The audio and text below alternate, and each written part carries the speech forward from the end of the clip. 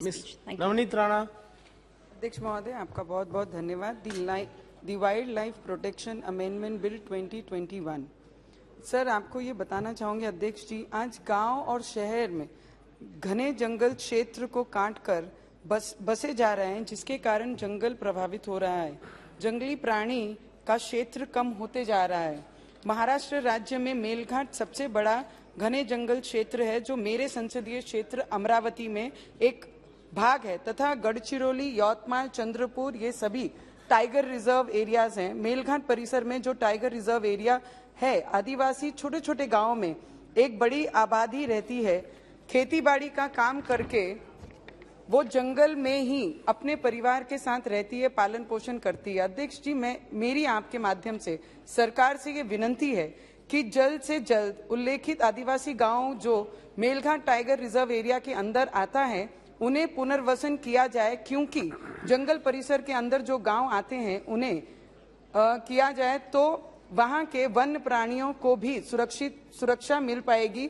गांव के लोग पर भी जो लगातार शेर, भालू, चीते हमले करते हैं, कई बार दुर्घटना भी हो जाती है, जिससे लोगों की जान भी चली जाती है।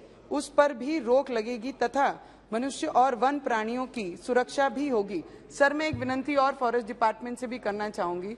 जो भी पुनर्वसन ये करते हैं, पुनर्वसन के लिए गांव को अपील करते हैं कि ये यहाँ से हट जाना चाहिए, ये वाइल्ड रिजर्व एरिया में आता है, टाइगर रिजर्व एरिया में, उन्हें सिर्फ सर 10 लाख रुपया दिया जाता है। आज के पीरियड में 10 लाख रुपए में अगर वो पुनर्वसन करते हैं तो शहरों में जाकर वो 10 लाख रुपए में क्या करेंगे। तो मैं विनंती करूंगी फॉरेस्ट डिपार्टमेंट से उसे बढ़ाकर 20 लाख रुपया किया जाए, जिससे वो अपने परिवार को एक सुरक्षित जगह पे जाकर अपना घर बनाया जाए, जहां पे वो आराम से रह सके।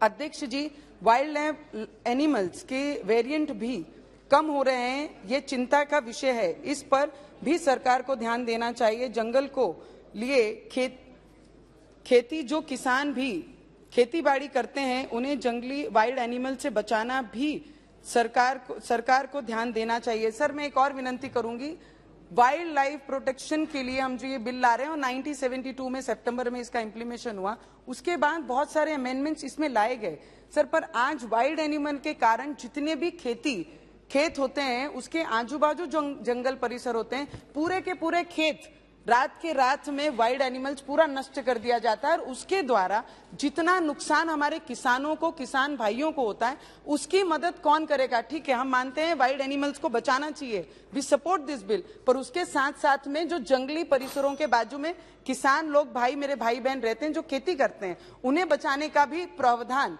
हमारे डिपार्टमेंट में लाना चाहिए। ऐसी मैं हमारे डिपार्टमेंट से मांग करती हूँ। अध्यक्ष जी, माननीय मंत्री महोदय को बताना चाहूंगी कि अंजनगांव बारी, sir 1 minute please sir, Anjangaon बारी, गोविंदपुर, भानखेड़ा, वडाली, चांदूर रेलवे, चिकलदारा, अंजनगांव सुरजी, दरियापुर और परतवाड़ा, ये सभी क्षेत्रों में इस तरीके की समस्या हमारे किसान भाइयों को होती है। Sir, last 1 minute sir. अध्यक्ष जी, महाराष्ट्र सहित देश के अंदर सभी जगहों पर जंगलों से रास्ते होकर गुजरते हैं। रास्तों में भी दोनों साइड फेंसिंग करानी चाहिए, क्योंकि जंगली पशु कई बार सड़क पर आ जाते हैं, जिससे दुर्घटना हो सकती है सर। और उससे ज्यादा मैं एक चीज और बताना चाहूंगी, जिस क्षेत्र को मैं बिलोंग करती हूँ, वहां पर मिनिमम 45 to 80 डिग्री धूप होती है, और जहां पर पानी की समस्या से सभी वाइल्ड प्राणी गांव में एंट्री करते हैं, रोड पे आते हैं, उससे दुर्घटना उनकी भी होती है, और जो फॉरेस्ट में रहते हैं भाई बहन हमारे आदिवासी, उनके जानों को भी धोखा होता है। तो मेरी आपसे ये मांग है सर, उनका पुनर्वसन भी होना चाहिए और ये जंगलों की संरक्षण भी होना चाहिए। हम तो जीते किसके लिए हैं सर? जो बिल लाया गया है, जल, जंगल, जमीन और जीव, इसी चीजों के लिए आज हम ये बिल लाया गया है। तो मैं आपको इतना ही बोलूंगी, जो भी मैंने यहाँ पे रिक्वेस्ट की, उनका साथ देना चाहिए, उसका। Thank you. Suresh Pujari. Thank you.